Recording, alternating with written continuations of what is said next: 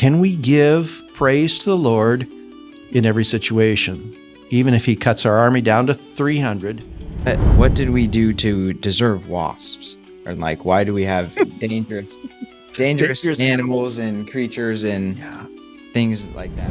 The things we do for our kids, to make sure our kids don't turn out like we do. Yeah. It's an investment. Relish, pleasing or zestful flavor. A quantity just sufficient to flavor, to be pleased or gratified by. Enjoy. We are hoping that what we bring to your table today might add some spice to your life. Welcome back to another episode of Relish. I am your host, Roan Miller. This is Pastor Don Patterson. Don, how are you doing today? I'm doing well. Yeah. Warm. Mm-hmm. Yeah, staying warm. It's hard in these early winters, but it is. Yeah. We've had a respite, but now that's over. Yeah. Yeah. So we start with your question? Might as well. How did your upbringing impact your faith? I think it made it fairly easy for me. I haven't had a ton of challenges or like hard times with faith or other things in my life that would necessarily turn me away from God. So just being rooted in faith from the start and having people in my life that are very firm believers and living it day to day in their life has helped me a lot. So, yeah. Cool. Yeah. It does. It does help. I think Great that's deal. about it. Yeah. Generations of good, solid believers in your family. Yeah. I can attest to that. Very good role models in my family and life. So yeah. Cool. So now the difficult part. Yeah. See, we need to restate the premise here is the fact that Roan comes with questions that I have no idea what's coming, and I try to answer in as well as I can without having studied the question for a week ahead of time. That's the comic relief. He gets a good couple seconds to think about it, actually. So yeah. Okay. So I think we're ready. I think we're braced. All right. Braced. First attempt to fool Don here. Yeah, there you go. Why did God want Gideon's army to be 300 instead of 32,000? Well, I think the biggest thing is God wanted to make sure that instead of Gideon taking credit, God would be given credit for the victory. Okay. And I think we see that theme lived out in the Old Testament a lot more often than maybe we make note of it. So all of our life, all of our victories, as well as, one thing would be say, okay, God orchestrated my defeat, but in reality, we learn more from sometimes our defeat than we do from our victories. Can we give that to God as well as the victories and say, yes, the Lord got me through, positive or negative? In Gideon's case, with the judges and everybody was doing what was right in their own eyes in Gideon's time, and Gideon was sort of one of those guys that, you got to prove, Lord, that you are who you are. And so when you take that story from the beginning, and he says, prove it by making the fleece wet, and then prove it by making the fleece dry and the ground wet. God had to sort of prove himself to Gideon. So then after Gideon gets this whole army together, and God says, nah, cut it back, and nah, cut it back some more, nah, cut it back some more. And Gideon has the faith to say, okay, yeah, I believe enough in God that I'll do that. Right. And then go with these 300 guys and their pots and their torches, and away they go. So I think the essence of that story, the essence of that account is to remind God's people, it's not about us. We're about God's business, and we leave the victory to him. All right. And give him all the honor and glory and praise. Mm-hmm. It's not about us. And boy, what would happen to us as Christians if we lived with that kind of faith in our day-to-day lives? That I've got this big exam, and I'll give you all the honor and glory if you help me through it, and I get an A. I mean, we could take that attitude, right? What if we? We've all probably done that a couple of times. I remember high school. I remember college, even, Right. and times in seminary. Help me through this paper, and some of those exams were in person in front of the professors, where Wow. you did not write your answer. You had to give a verbal Spoke it, yeah. answer to why you wrote what you wrote in your paper. Like a defending your dissertation kind of thing. Right. And that's not something, real easy to do. Right. Can we then live into every moment that we give it to God and the outcome is also the Lord's, and we acknowledge that there might be a reason for the outcome, as it, if it doesn't turn out so great, maybe the Lord had a plan in that it wasn't supposed to turn out great because we learned more from that. Can we give praise to the Lord in every situation, even if he cuts our army down to 300 and he still gives us victory? Right. Well, this is cool, Lord. Yeah. Remember in Matthew 6, it says, thy will be done on earth as it is in heaven. That's what we want. That's what we're rooting for. And I think that's what Gideon was rooting for. Finally, at the end, after God got him convinced that he really was guiding not only the battle and the outcome. Yeah. So, can we give the Lord praise in every situation? You can work on it, yeah. Was there something, if I remember right, there's one of the times when the Lord decreased his army, they were drinking from a lake or water or something? And it was there like drinking with hands, or whether they went all the way down? Was there something symbolic yes, about exactly. So symbolic in that is the fact that, when I look at it and I see it, I think that it's, how would you say? I thought it was sort of unsanitary, the one bunch did. This is in Josh. Yeah, Judges chapter 7.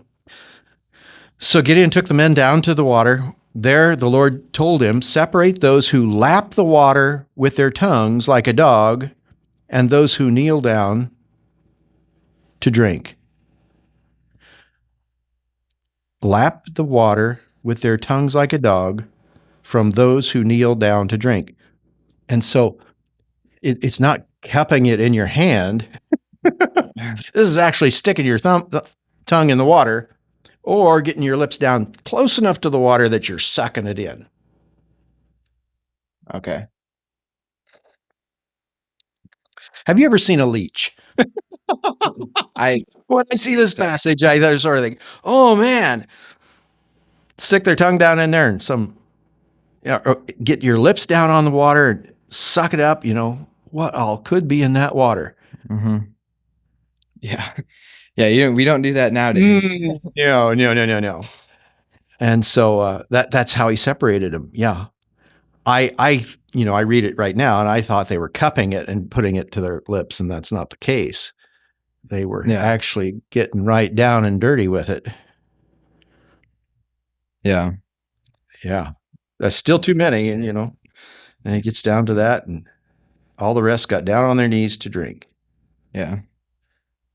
And so the brave ones were the ones that got all the way down on their knees, got their heads in the water and drank. Well, I don't know that I could get my lips on the water without getting my head in the water. Yeah, that'd be tough. Yeah. There's no straw there. No straw here. No straw. No coolie cup. No ice in the cup or anything. And 300 men lapped it up. Yeah. How many did those 300 men take down then? The whole army. Sword. Yeah, boy. Yeah. The camp, 300 trumpets, and they put the whole army to rout. It usually says right there in the beginning or end of the passage. I don't see it. Yeah. Against the camp. They can do their research at home, I guess. Yes. Judges chapter 6 and 7. 7 is the battle, and I don't see the numbers. Just see that of the Israelites. Yeah. Oh, well. Yeah. 3 companies, 300. Yeah. They put the 300 men into 3 companies, 100.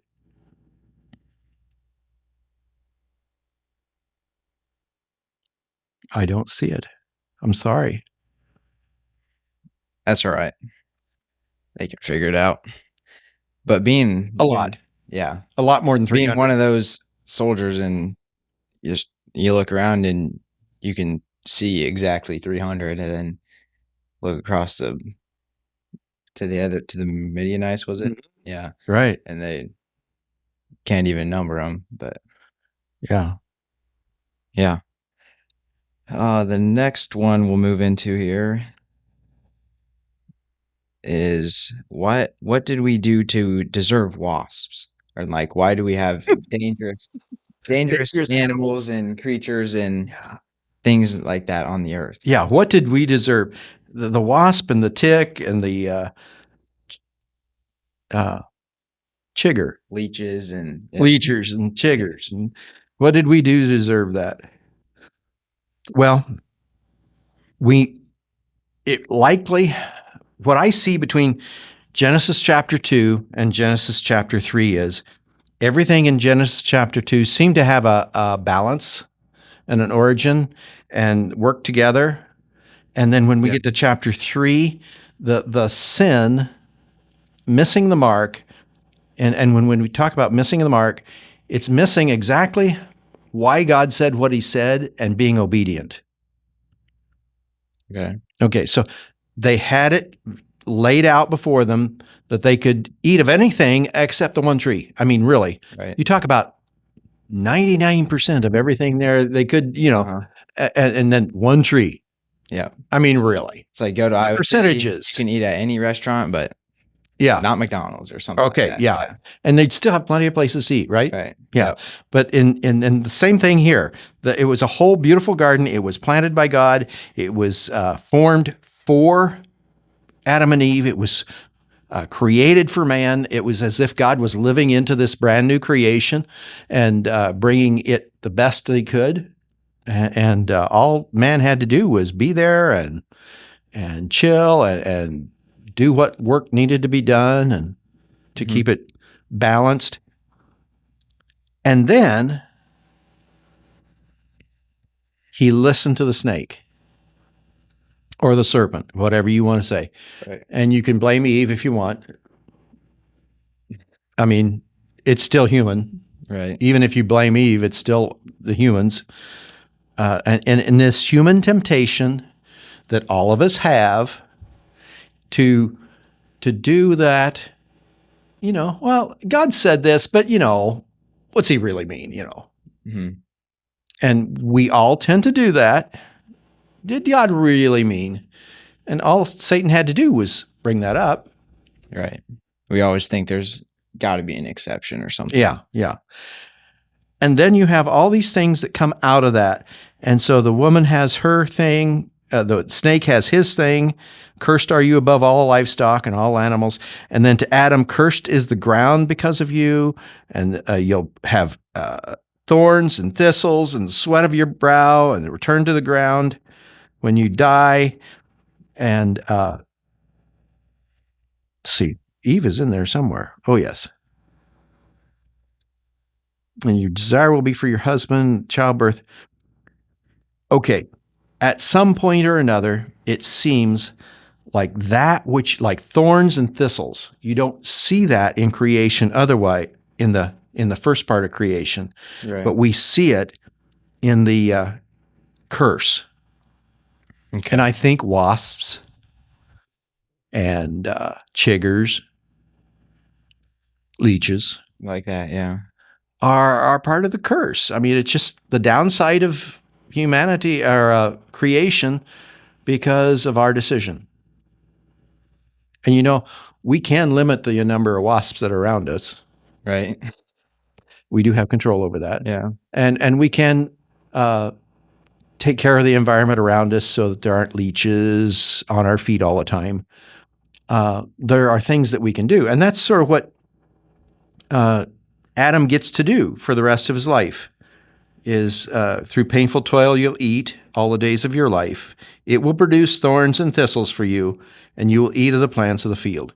And so there's always going to be the downside of our upside. And if you're a farmer and you know these things, you're going to plant a really pure crop. You're going to get your seed all pure. You're going to put it in the ground, and you'll still get weeds. Right. That's just the way it is to it. And that's part of farming. That's part of our creation that we're living in right now. So yeah. And what's interesting is then when you go to chapter 6 and you've got the second purge, if you will, the flood, somehow wasps must have been on the ark. It's true. They couldn't just be flying over the water. And to think that maybe the wood-eating ant, and the termite, Yeah. termite on the ark, it Yeah. was 2 by 2 and didn't take long to be 4, and so, but it's God's creation. He still saved his creation, Right. on the ark. Yeah. And we are everything that lives now is a product of that. Somehow, God still understands that we need the downside to understand the upside. And so if we had nothing, no downside, no wasps, no leeches, no hornets, no termites, would we understand the upside? And that we live into the upside. We take care of things. We cultivate crops, and we make sure that we take care of as many weeds as we can, because we can't have a crop with too many weeds. We labor into the present, and even wasps have a spot. Yeah. So are these like dangerous animals, creatures, were they created in the first 6 days, or were they things that they were, so then they were just living in harmony in the garden at first? In fact, there's a little place in here in chapter 9 where you realize that. Okay, let's just read it. Chapter 9, verses 1. Then God blessed Noah and his sons, saying, "Be fruitful and increase in number and fill the earth. The fear and dread of you will fall upon the beasts, all the beasts of the earth, and the birds of the air. Upon every creature that moves along the ground, and upon the fish in the sea, they are given into your hands. Everything that lives and moves will be food for you. Just as I gave you the green plants, I now give you everything." It's as if there's a shift here. As if before chapter 9, before the flood, they didn't eat meat. Yeah. And then all of a sudden now they eat meat. But you must not eat meat that has the lifeblood in it, and for your lifeblood I will surely demand an accounting. I will demand an accounting from every animal, and from each man too. I will demand an accounting for the life of his fellow man. Whoever sheds the blood of man, by man his blood shall be shed. For in the image of God has God made man. And as for you, be fruitful and increase. So it almost seems like in chapter 9 there's a shift from men and women being vegetarian. Praise the Lord. To be me. I'm sorry. I'm with you on that one. Some of our audience understand Yeah. my avoidance of the greens. Yeah. And so praise the Lord. In chapter 9 of Genesis, we've been given privilege to eat meat. I'm sorry. We just had to go there. And yeah. Isn't that interesting? And now I establish my covenant with you. This is verse 9. And with your descendants after you, and every living creature that is with you, the birds, livestock, and all wild animals, and all those who came out of the ark with you, every living creature on earth. I establish my covenant with you. Never again will all life be cut off from the water by the waters of a flood. Never again will the flood destroy the earth. Yeah. Isn't that neat? And the sign is the rainbow. I don't know what's more interesting, that or trying to picture you eat only vegetables. Well, yeah, there'd be a challenge there for sure. Yeah. My mom had the challenge for a long time, and she tried her very best to get me to eat vegetables. And Yeah. I remember vegetables in many various forms. Oh, yeah. Yes. Now, I will say that because of my children, I would eat broccoli. And so Okay. when Charlene made broccoli for our family, I would eat broccoli so that they knew that, yeah, they Yeah. could eat vegetables and it was all right. And all my children eat vegetables. It's just me that's the weirdo. That's good. I think my mom has the same story with her dad. He's not a vegetable guy, but he would eat them when the kids were around growing up. Right. Yeah. The things we do for our kids, to make sure our kids don't turn out like we do. Yeah. It's an investment, but it's well worth it. Right. Yeah. And grandkids, now my Yeah. grandkids eat too. And I have one that is only French fries. Really? Yeah. Just that one kid just likes French fries terribly. And over anything else, he will eat French fries. Yeah. Oh, well. He'll figure it out. Over time. Yeah. Yep. I think that about wraps it up. So, Maybe it should wrap it up. yeah. I'm getting a little hungry now, but Yeah.